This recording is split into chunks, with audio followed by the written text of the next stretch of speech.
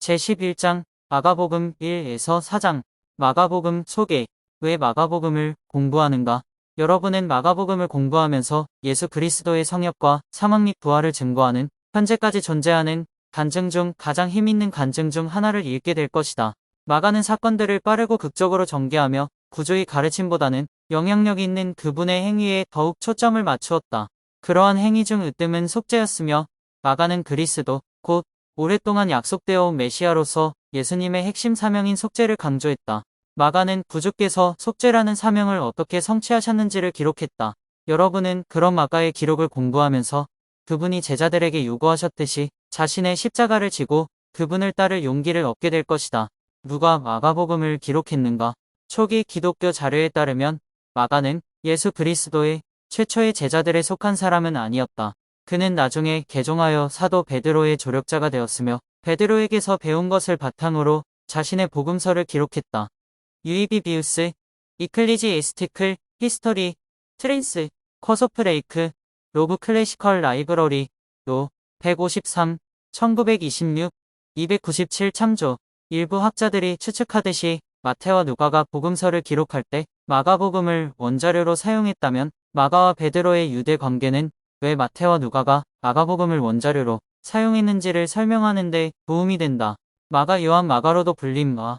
그의 모친 마리아는 예루살렘에 살았으며 그들의 집은 일부 초기 기독교인들이 모이던 장소였다. 사도행전 12장 12절 참조. 마가는 이방인들에게 첫 번째 선교 여행을 떠나는 바나바와 사울 바울들 돕기 위해 예루살렘을 떠났다.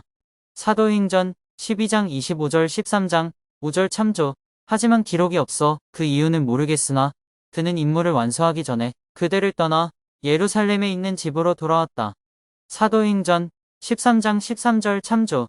그 일은 바울과 바나바가 두 번째 선교 여행을 떠나려고 준비할 때 그들 사이에 벌어진 다툼의 원인이 되었다. 사도행전 15장 30에서 40절 주에 참조. 마가와 바울이 화해를 했다는 점은 명백한데 이후 바울이 마가가 로마에서 자신과 함께 있었다고 기록했으며 골로새서 4장 10절 빌레몬서 1장 24절 참조.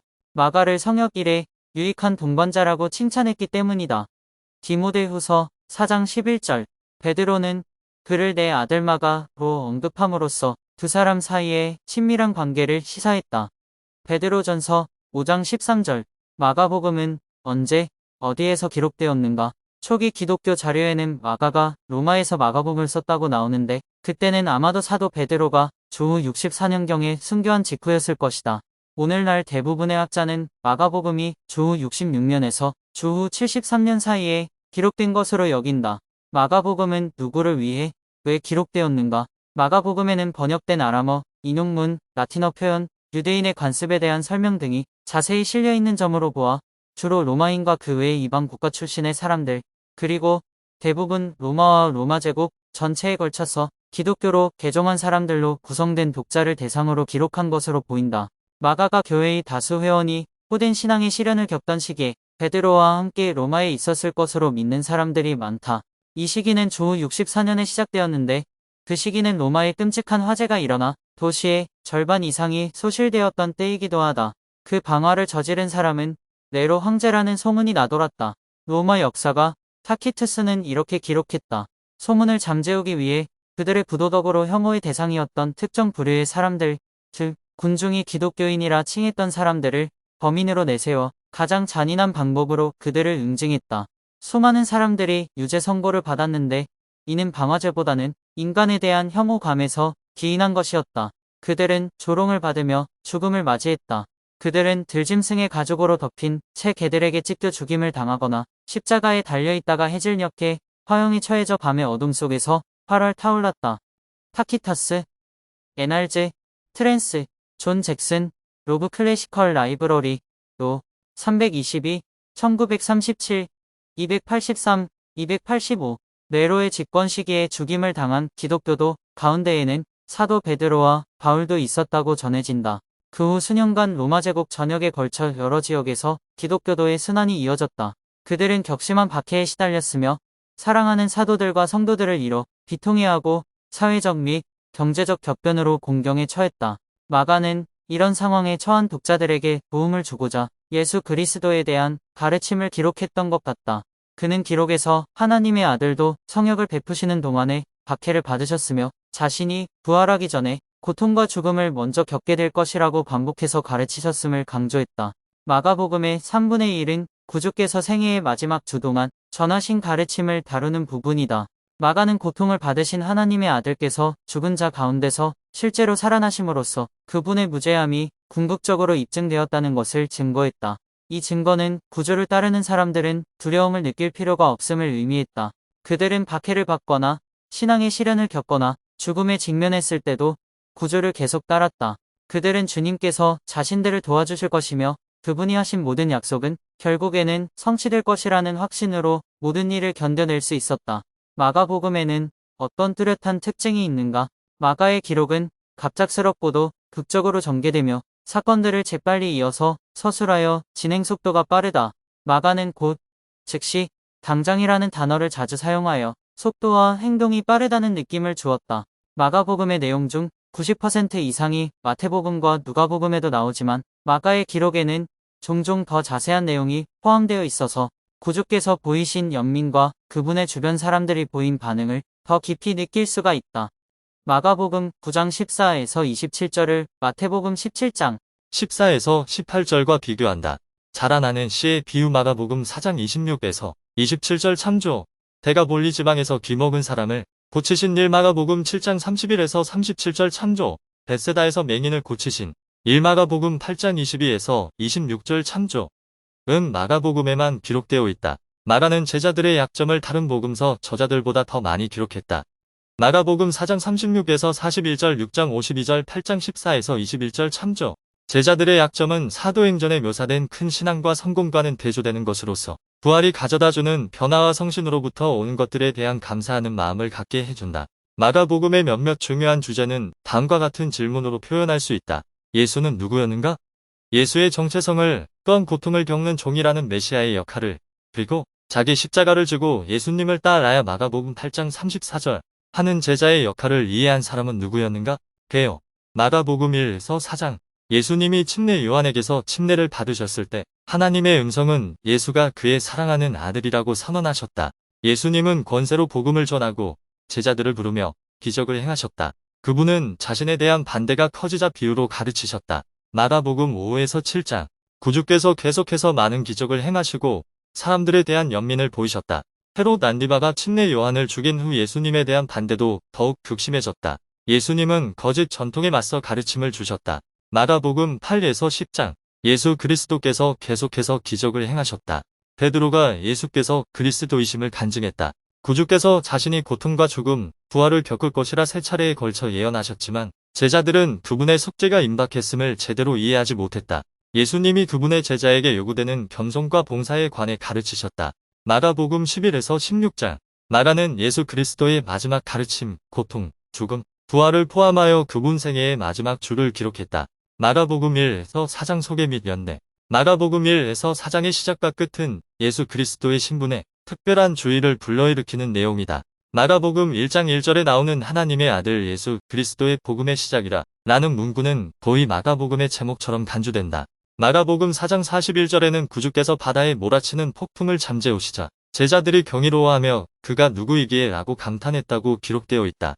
여러분은 마가복음 1에서 4장을 공부하며 이런 선구들을 기억함으로써 예수 그리스도께서 어떤 분인지에 관한 마가의 간증에 초점을 맞추게 될 것이다. 마가복음 1장 1절에서 암시하듯이 1에서 4장은 예수 그리스도의 복음 글자 그대로 좋은 소식을 제시하며 그분이 하나님의 전능한 아들이심을 되풀이하여 증거한다. 마가복음 1장 11절, 22절, 24절, 27절, 34절 2장 10절, 28절 3장 11절, 22에서 27절 4장 35에서 41절 참조. 또한 사람들이 구주께서 하시는 사업에 다양한 방식으로 반응했음을 보여준다. 예수 그리스도와 침례 요한 모두 회개와 용서를 전파했다. 마가복음 1장 4절, 14에서 15절 2장 17절 참조. 많은 사람이 구주의 가르침과 기적에 놀라 그분 주위로 모여들었다. 마가복음 1장 22절, 27절, 33절, 45절 참조. 그러나 나머지 사람들은 그분이 누구인지 이해하지 못했고 그분에 대한 반대도 커져갔다. 마가복음 2장 1절에서 3장 7절 참조. 구주의 제자들조차도 그분을 알기 위해 신앙과 이해력 면에서 성장이 필요했다. 마태복음 10장 41절 참조, 마가복음 1에서 4장 주에, 마가복음 1장 2에서 11절. 왜 마가는 마가복음 첫 부분에서 예수 그리스도의 침례를 언급했는가? 마태복음과 누가복음은 예수 그리스도의 탄생에 대한 이야기부터 시작하고, 요한복음은 전세의 그리스도에 대한 가르침부터 시작하는 반면, 마가복음은 독특하게도 예수님의 침례 이야기부터 시작한다. 마가가 이렇게 복음서를 시작한 것은 사도 베드로가 이런 방식으로 사람들에게 예수 그리스도를 가르친 것을 반영한 결과였을 것이다. 마가가 기록한 내용은 주로 베드로에게서 나왔던 것으로 보인다. 이 장의 시작 부분에 나오는 누가 마가복음을 기록했는가? 를 참조한다. 사도행전 10장 37에서 40절에 기록되어 있듯이 베드로가 고넬료와 그 집안 식구들에게 전한 메시지는 마가복음의 전체 개요와 같다. 즉, 예수님은 침례를 받으셨고 성신이 그분에게 임하였으며 하나님의 권능이 그분과 함께했고 두루 다니며 선을 행하고 사람들을 고치셨고 예루살렘에서 십자가에 못 박히시고 사흘째 되는 날에 부활하셨다. 베드로와 마가는 예수 그리스도의 침례를 구주의 공식적인 성역이 시작되는 중요한 시발점으로 여겼음이 분명하다. 사도행전 1장 21에서 22절 참조. 예수 그리스도의 침례식에서 하나님 아버지께서는 예수님을 너는 내 사랑하는 아들이라 내가 너를 기뻐하노라 라고 밝히셨다. 마가복음 1장 11절. 고든 B. 힌클리 회장은 하나님 아버지께서 하신 간증의 중요성을 지적하며 다음과 같이 설명했다. 구주의 성역은 요단강에서 그분의 사촌인 요한에게 침례를 받음으로써 시작되었습니다. 그분이 물에서 일어서실 때 성신이 비둘기의 형태로 그분에게 임하였으며 그분의 아버지의 음성이 들렸습니다. 마가복음 1장 11절 참조. 그 선언은 그분의 신성을 확인하는 것이었습니다. 여기 계시지 않고 살아나셨느니라. 리아오나 1999년 7월호 83쪽. 마가의 목적은 하나님의 아들 예수 그리스도를 증거하는 것이었기에 마가복음 1장 1절. 하나님 아버지께서 예수 그리스도를 당신의 아들로 확언하는 내용을 첫 부분에 기록하는 것은 적절한 처사였다. 모든 의를 이루기 위해 위즈레먼 스윈들. 하늘로부터 소리가 나기를 너는 내 사랑하는 아들이라 내가 너를 기뻐하노라 하시니라. 마가복음 1장 11절. 마가복음 1장 4에서 5절. 15절 2장 5에서 12절. 17절. 회개하라는 권유와 용서에 대한 약속. 침례 요한이 전한 가르침의 핵심과 마가복음의 첫 부분에 기록한 예수 그리스도의 말씀은 모두 회개와 용서에 대한 교리에 중점을 두었다. 마가복음 1장 4에서 5절, 15절 2장 5에서 12절, 17절 참조. 이런 초점은 구주께서 지상에서 베푸신 성령과 우리 개인의 삶에서 갖는 이 교리의 중요성을 이해하는 데 도움이 된다. 회개는 복음의 첫째 되는 원리들 가운데 하나이다. 신앙개조 제사조 참조. 그것은 현세의 삶과 영혼을 통해 여러분의 행복에 절대적으로 필요한 요소이다. 회개는 잘못된 것을 그저 인식하는 것 이상의 것이다. 그것은 하나님과 자신과 세상에 있는 다른 사람들에 대해 새로운 견해를 갖게 하는 마음과 생각의 변화를 말한다. 회개에는 죄로부터 돌이켜 하나님께 나아가 용서를 구하는 일이 포함된다. 신앙의 충실함장 복음 참고서 2004 185쪽. 12사도 정원의 러셀 앤 넬슨 장로는 신약 전서에서 나오는 회개라는 단어의 의미를 다음과 같이 분석했다.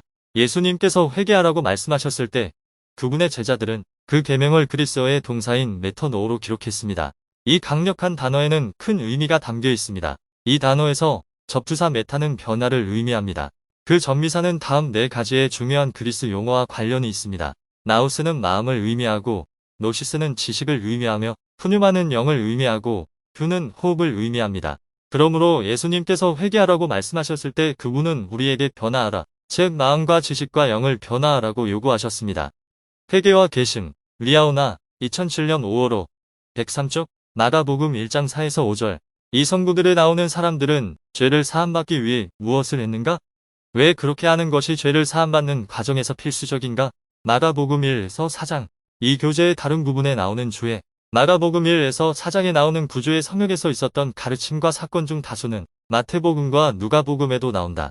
이런 가르침과 사건에 대한 주의를 이 학생 교재의 어느 부분에서 찾을 수 있는지 다음 도표에서 확인한다. 마가복음에서의 주제의 위치. 이 교재에 나오는 주의 마가복음 1장 12에서 13절. 예수님이 광야에서 받으신 유혹. 마태복음 4장 1절 5절 8절. 마태복음 4장 2절. 마태복음 4장 1에서 3절. 마태복음 4장 2에서 10절. 마가복음 1장 16에서 20절. 베드로, 야고보, 요한을 부르신. 누가복음 5장 1에서 9절. 누가복음 5장 10에서 11절. 마가복음 1장 30에서 31절. 예수님이 베드로의 장모를 고치신. 마태복음 8장 14에서 17절. 마가복음 2장 14에서 17절. 레위 마태를 부르신. 마태복음 9장 9에서 13절. 마가복음 2장 21에서 22절. 낡은 옷과 새 옷. 낡은 가죽 부대와 새 가죽 부대. 마태복음 9장 14에서 17절. 마가복음 3장 13에서 19절. 사도들을 부르고 성임하심. 마태복음 10장 1에서 5절. 마가복음 3장 31에서 35절. 누가 구조의 형제인가? 마태복음 12장 48에서 50절. 마가복음 4장 1에서 34절. 비유. 마태복음 13장. 마가복음 1장 22절. 그가 가르치시는 것이 권위 있는 자와 같고 서기관들과 같지 아니함이라. 서기관은 모세 율법에 대한 법률적 측면에서 전문가로 여겨졌다. 일반적으로 그들은 율법을 가르치고 해석할 때 과거의 권위자와 전문가들을 끌어들임으로써 자신들의 가르침에 더욱 큰 비중과 권위를 더했다. 그들과는 대조적으로 예수께서는 입법자의 권위로 말씀하셨다. 왜냐하면 그분은 모세 율법을 주신 장본인이었기 때문이었다. 마가복음 1장 23에서 27절, 34절 3장 11절, 14에서 15절, 22에서 30절. 예수 그리스도께서 더러운 귀신과 악마를 내쫓으시다. 세 개의 공관복음서 모두 더러운 귀신과 구주의 대립을 언급하는데 특히 마가복음에서 두드러지게 나타난다. 마가는 여러 곳에서 예수님이 하나님의 아들이심을 악마와 더러운 귀신들이 알았다고 언급했는데 마태와 누가는 그런 언급을 하지 않았다. 마가복음 1장 34절 3장 11절 참조 또한 마가복음 1장 24절 5장 7절 참조. 12사도 정원의 브루스 알 맥쿵키 장로는 예수 그리스도께서 쫓아내신 더러운 귀신과 악마에 대해 다음과 같이 가르쳤다. 악마가 들린 사람들과 그 악마를 내쫓은 사람들에 관한 이야기를 읽는 독자가 아무리 그런 내용이 이치에 맞지 않는다고 생각한다 할지라도 필멸의 삶에서 그런 일은 실제로 일어난다.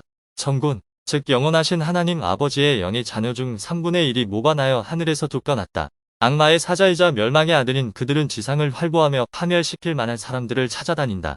그들은 정죄를 받아 육신을 입는 것이 거부되었다.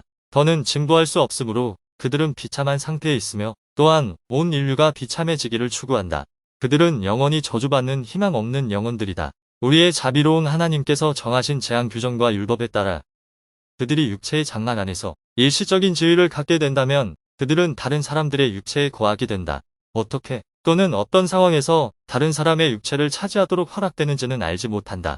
우리가 아는 것은 다만 모든 것은 율법으로 다스려지고 통제된다는 것뿐이다. 또 그는 사람의 자녀들의 마음 가운데 거하는 악마, 곧 악한 영들을 쫓아내시리라라는 메시아적 언급으로 알 수 있듯이 모사이아서 3장 6절 예수님은 실제로 하셨던 것과 같이 악마를 쫓아내도록 정해져 있으셨고 이 권능은 사도들과 70인들에게 주어졌으며 물론 오늘날 참된 교회에도 있다.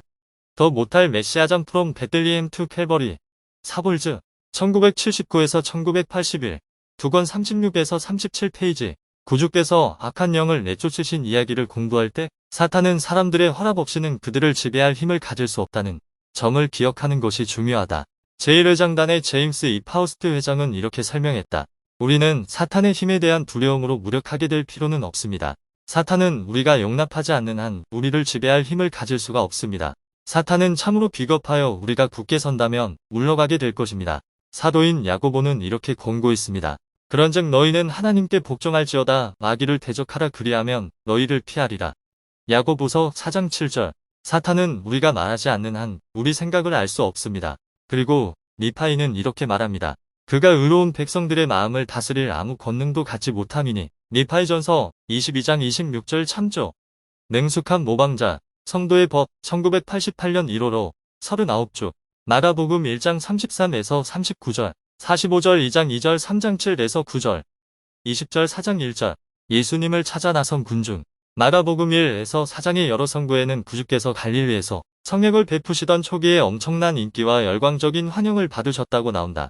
예수 그리스도를 향한 그런 열광적인 반응이 어떻게 그분 성령의 한 요소로 자리잡게 되었는지 이해하려면 마가복음 8장 30절 주애를 참조한다. 마가복음 1장 40에서 45절 나병 환자를 고치시다. 성경에서 나병은 종종 우리 시대의 나병으로 불리는 한센병을 포함하는 다양한 피부병을 가리킨다. 나병은 피부, 신경, 눈, 뼈, 사지를 침범하는 만성질환이다. 이를 치료하지 않고 내버려 두면 점진적으로 불구가 되어 고통스러운 죽음에 이르게 된다. 고대 이스라엘에서 나병 환자들은 격리되었고 다른 사람의 접근을 경계하기 위해 부정하다. 라고 위치라는 계명을 받았으며 그들과 접촉하는 사람에게는 그들의 부정함이 전파된다고 여겼다. 레위기 13장 45에서 46절 참조.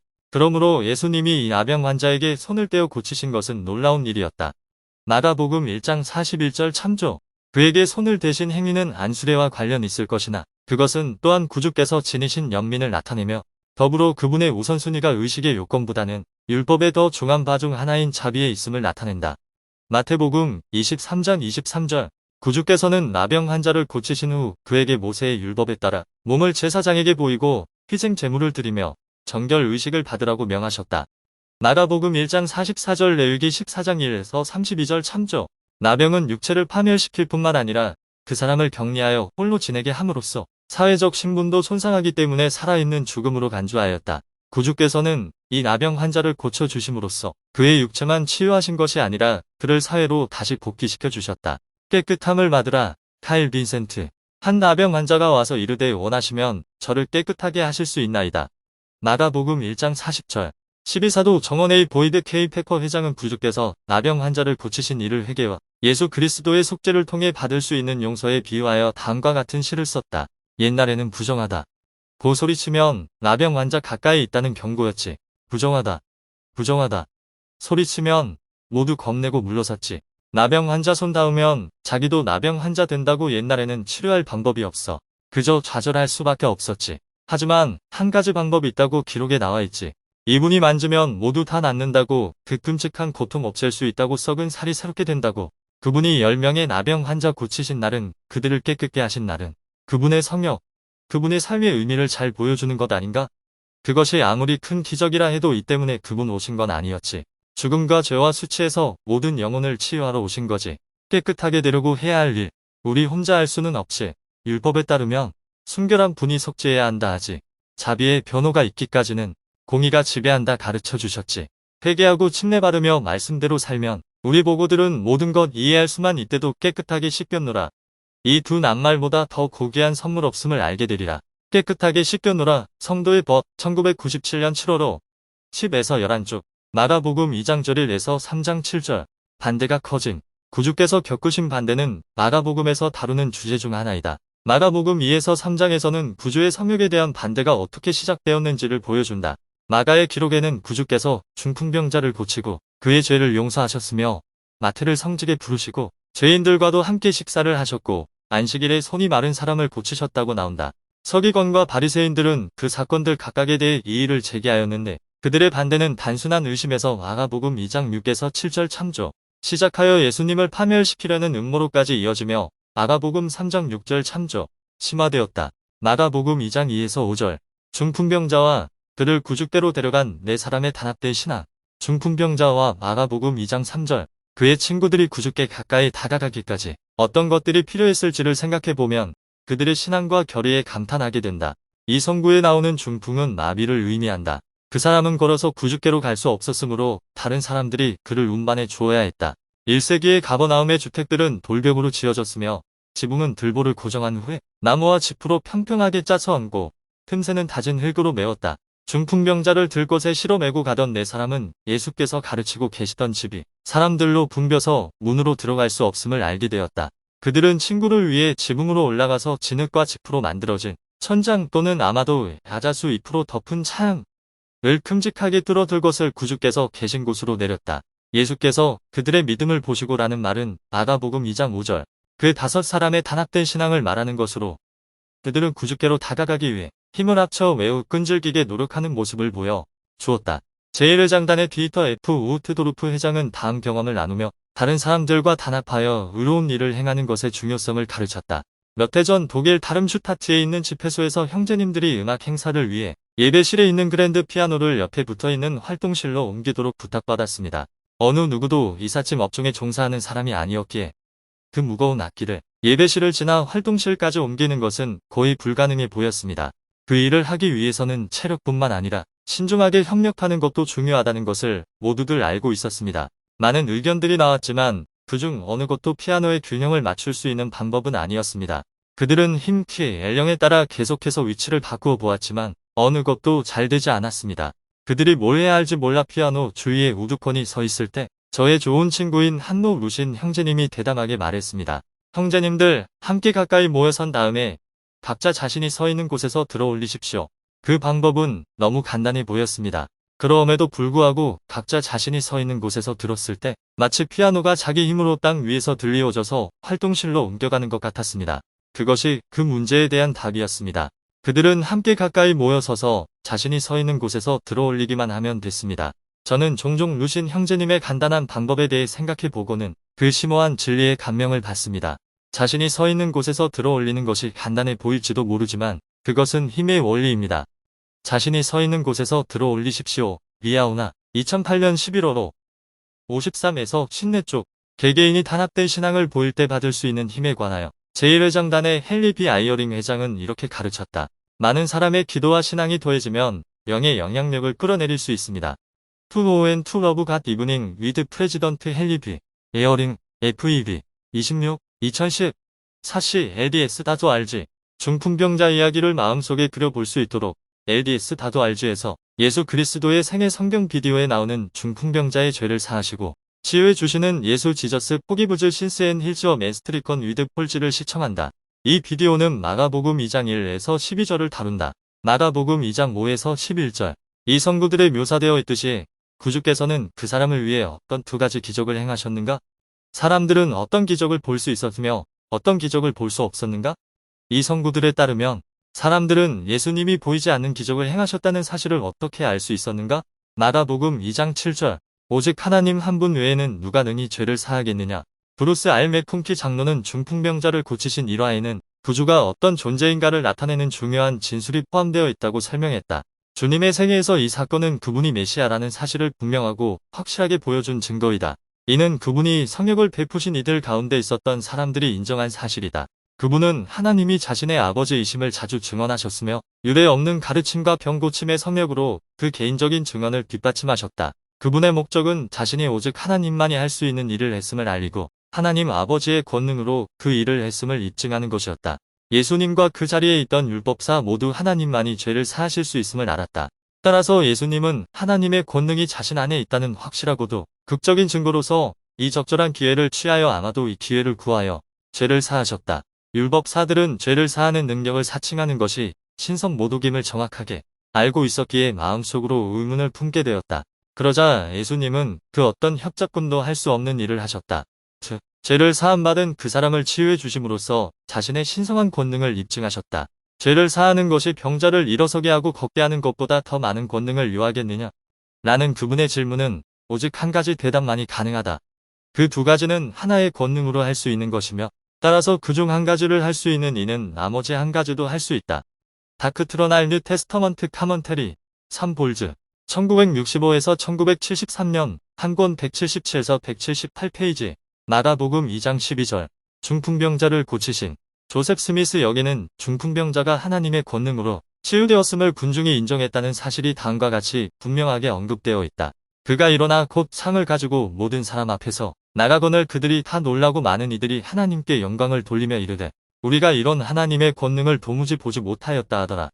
조셉 스미스 트랜슬레이션 마크 2장 9절 마가복음 2장 12절 비교 마가복음 2장 15에서 17절 세리 및 죄인들과 함께 먹고 마신 고대 근동 지역에서 다른 사람들과 함께 식사하는 것은 단순히 함께 먹고 마시는 것만을 의미하지는 않았다. 그것은 친교의 표시로 우정 어린 유대와 화친이 있었거나 적어도 그런 관계를 제의받는 자리였다. 창세기 31장 43에서 54절 출애굽기 18장 12절 사무엘하 3장 12에서 21절 참조 구주께서는 종종 함께 식사 자리를 기회로 삼아 사람들에게 회개하여 용서를 받으라고 권하셨다.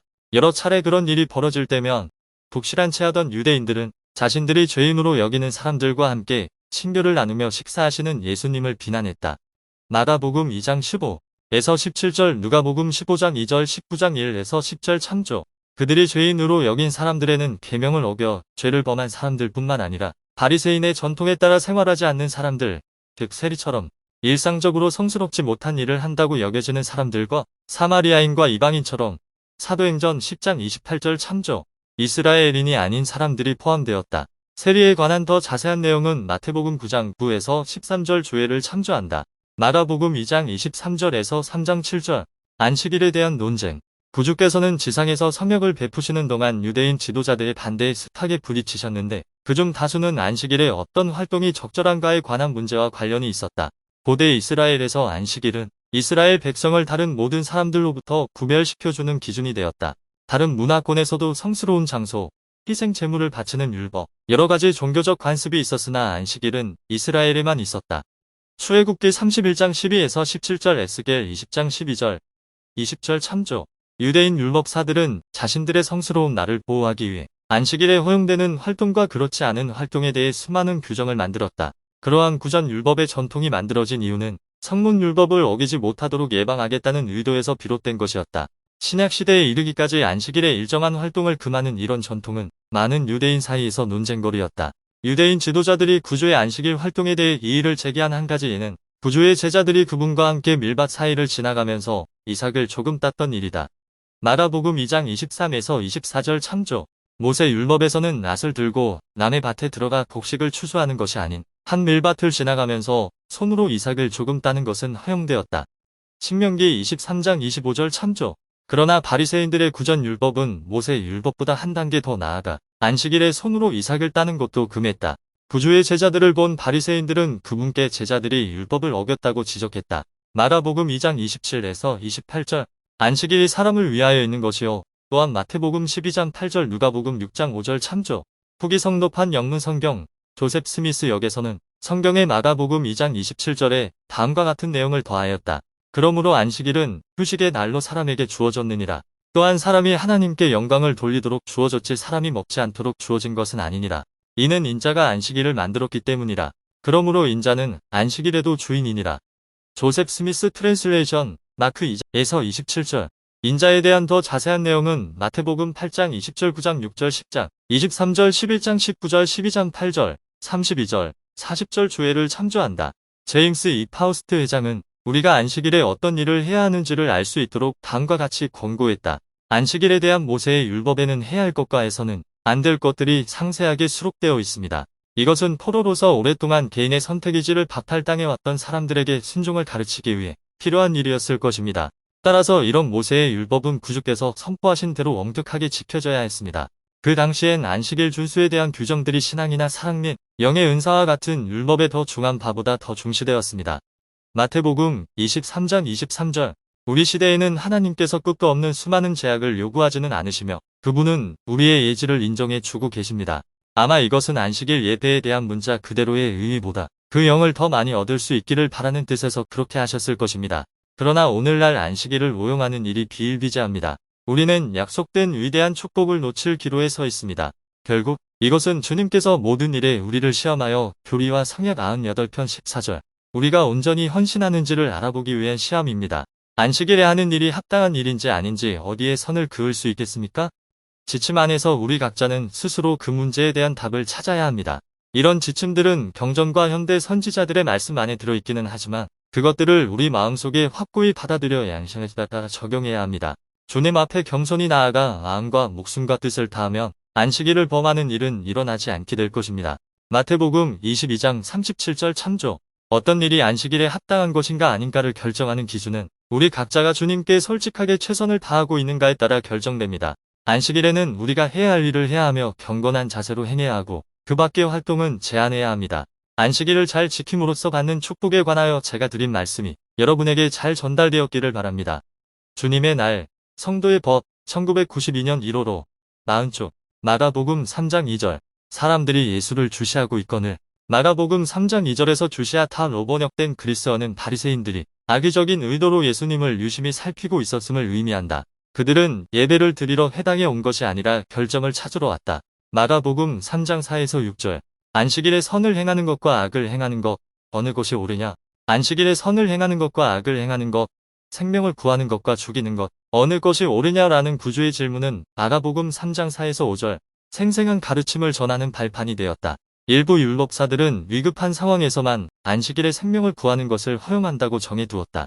물론 안식일에 살인을 저지르는 것은 다른 날과 마찬가지로 불법이었을 것이다. 하지만 모순되게도 구주께서 남자의 손을 치유하며 선행을 베푸시자 그분이 율법을 어기는 죄를 지었다고 생각하는 사람들, 즉 자신은 율법을 잘 지키는 사람이라고 여겼던 바로 그 사람들이 그 안식일에 예수님을 어떻게 죽일까를 구상하기 시작했다. 마가복음 3장 6절 참조. 구주께서 하신 말씀은 안식일이 선을 행하는 날임을 이해하는 데 도움이 된다. 안식일에 선을 행하는 한 가지 방법은 기도의 집에 가서 내 성찬을 바치고 지극히 높으신 이에게 내 헌신을 바치는 것이다. 교리와 성약 신하 5편 9에서 10절. 안식일에 선을 행하는 다른 방법으로는 기도, 명사, 경전 및 후일의 선지자들의 가르침을 공부하고 가족과 친구에게 편지 쓰기, 유익한 절 읽기, 병자와 어려움에 처한 사람들을 방문하고 다른 교회 모임에 참석하는 것 등이 포함된다. 신앙의 충실함 118쪽 마가복음 3장 6절 헤롯 땅. 헤롯 땅은 종교적인 목적을 둔 정치단체였다. 그들은 헤롯 가문과 그 지도력을 지지했는데 예수님이 성역을 베푸시던 시기에는 특히 헤롯 안디바를 지지했다. 그들은 바리새인들과 연계하여 구주를 반대하고 그분을 함정에 빠뜨리려 했던 것으로 보인다. 마태복음 22장 15에서 16절 마가복음 3장 6절 12장 13절 참조. 바리새인들이 그들에게 어느 정도로 영향을 미쳤는지는 알 수 없다. 마가복음 3장 22에서 27절. 강한 자를 제압하는 사람에 대한 비유 또한 마태복음 12장. 절이 19 누가복음 11장 21에서 22절 참조. 구주를 반대할 시도를 더 많이 꾀하던 서기관과 바리새인들은 그분이 사탄의 힘으로 귀신을 쫓아낸다고 비난했다. 마가복음 3장 22에서 27절에 기록되었듯이 구주께서는 강한 자를 제압하고 결박할 수 있는 사람은 그 강한 자보다 더 강한 사람이어야 한다고 설명하셨다. 이 문맥에서 강한 자는 사탄을 의미하며 예수님은 그를 결박하실 수 있는 분이셨다. 마가복음 3장 27절. 구주께서 귀신을 쫓아내신 사실로 그분이 사탄을 이길 권능이 있으심을 비난자들은 분명히 알았을 것이다. 누가복음 11장 22절 참조. 12사도 정원 A 제임스 이 탈메지 장로는 이렇게 설명했다. 그리스도는 사탄의 중심부를 공격하셨으며 그의 악령들이 부당하게 점유하고 있는 인간의 육체로부터 그들을 쫓아내셨다. 만약 그리스도가 먼저 강한 자, 악마의 주인, 즉 사탄을 복종시키지 않았다면 어떻게 이 일을 할 수 있었을까? 예수 그리스도 271쪽 마가복음 4장 1에서 20절 30에서 34절 비유. 예수 그리스도께서 비유를 사용하여 가르치신 이유를 더 자세히 알아보고 씨 뿌리는 자 또는 땅. 이 비유와 겨자씨의 비유를 더 잘 이해하려면 마태복음 13장 주예를 참조한다. 마가복음 4장 26에서 29절 스스로 자라나는 씨의 비유. 마가복음에만 나오는 스스로 자라나는 씨의 비유는 하나님과 사람의 협력관계를 가르친다. 사람은 씨앗이 자랄 수 있는 환경에 씨를 심지만 그런 후에는 그 씨앗이 자라나기를 기다려야만 한다. 마가복음 4장 26에서 27절 참조. 시간이 지남에 따라 하나님께서 만드신 땅은 스스로 열매를 맺는다. 마가복음 4장 28절. 바울이 기록했듯이 인간의 씨를 심고 물을 줄 수는 있으나 기적적으로 자라게 하시는 분은 하나님이시다. 고린도전서 3장 6에서 7절. 오직 하나님만이 자라나게 하실 수 있다. 이 원리는 개개인의 영적 성장과 세계 곳곳에 있는 교회의 성장에 적용된다. 70인 지역관리 여건으로 봉사하던 시절의 윌프레드 알 로페스 장로는 이 비유와 그것을 우리 삶에 어떻게 적용할지에 관해 다음과 같이 말했다. 이 비유의 중요한 교훈은 가정과 교회에서 교사로 봉사하거나 또는 선교사업과 관련하여 봉사하는 우리들을 위한 것입니다. 살아있는 복음의 씨앗이 우리가 가르치는 사람들의 마음과 정신에 싹이 트고 온전히 꼽히는 것은 우리의 영향력 너머의 요소에 달려 있습니다. 우리가 가르치는 사람들이 복음의 진리를 깊이 생각하고 그것을 받아들일지 말지를 선택하는 것은 그들의 선택의지에 달려 있습니다. 개인의 간증이 성숙한 열매 또는 개종으로 성장하려면 우리의 결실 이면에 하나님의 능력이 기본적으로 뒷받침되어야 합니다. 성령의 영향력으로 우리는 사람이 성장하고 열매를 맺도록 돕는 교육에 참여할 수 있습니다. 우리는 고난을 받은 씨 뿌리는 자로서 다음의 사실을 이해하고 신뢰할 필요가 있습니다. 예수 그리스도의 회복된 복음은 살아있는 씨앗입니다.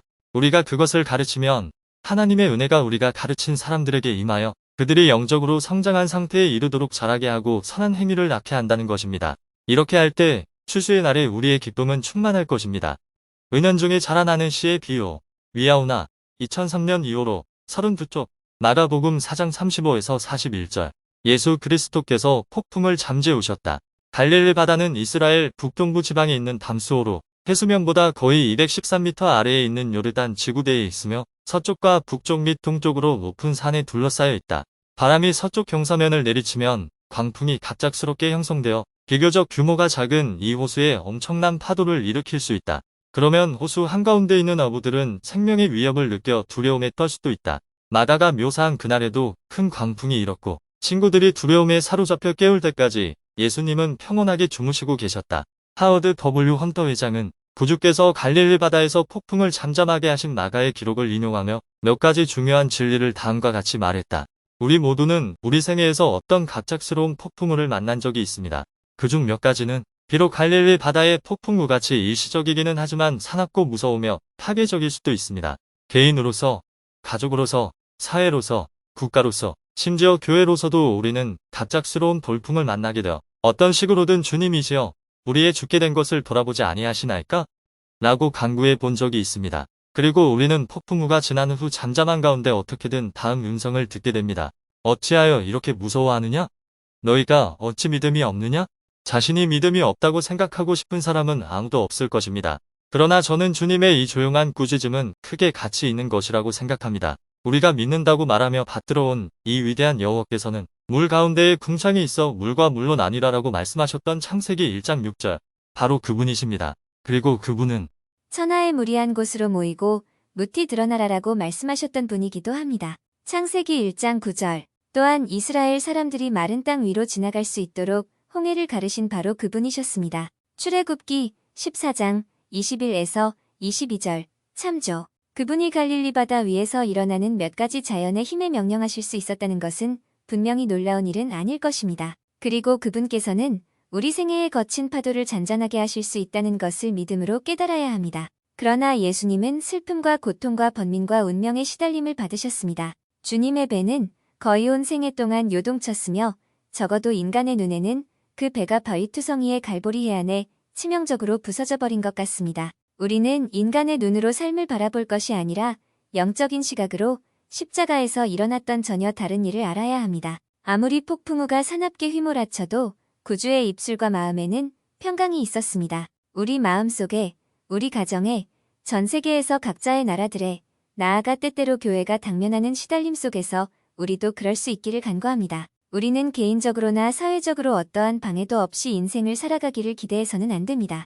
주여 큰 폭풍우 일고 성도의 벗 1985년 1월호 34, 36쪽 생각해볼 점 마가복음 1에서 4장에서 어떤 사건이 여러분에게 가장 의미 있게 와 닿는가? 중풍병자와 그의 네 친구가 어떻게 신앙으로 단합하여 용서와 병 고침을 얻는 결과에 이를 수 있었는지 생각해본다.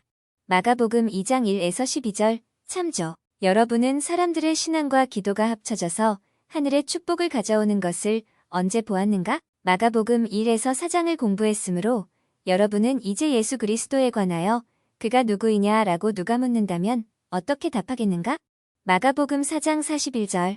제한 과제, 회개는 죄로부터 돌이키는 것과 주님께로 향하는 것으로 정의할 수 있다. 다음에 나오는 사람들에 관한 이야기를 공부하면서 각 사람이 어떻게 주님께로 향했는지를 묘사하는 단어와 문구를 각 성구에서 찾아 열거한다. 시몬과 안드레 마가복음 1장 16에서 18절 참조. 납병 환자 마가복음 1장 40에서 41절 참조. 중풍병자 마가복음 2장 1에서 5절 참조. 레위 마가복음 2장 14에서 15절 참조. 이 단어와 문구들이 회개할 필요가 있는 사람에게 어떻게 지침이 될 수 있는지를 적는다. 죄로부터 돌이켰더라도 주님께로 향하지 않는다면 그것은 왜 충분하지 못한가? 여러분은 회개할 때 그 두 가지 종류의 돌이킴을 어떻게 실천했는가? 예수 그리스도께서 성역을 시작하셨을 때 많은 사람은 그분의 가르침과 기적을 통해 그분이 신성한 권세를 지니고 오셨음을 인지할 수 있었다. 마가복음 1장 22절, 27절 참조. 여러분은 구주의 가르침이나 기적을 통해 그분이 지니신 신성한 권세를 더 잘 이해하게 된 경험을 언제 해보았는가? 여러분의 대답을 친구 또는 가족에게 이야기하거나 일지에 적는다.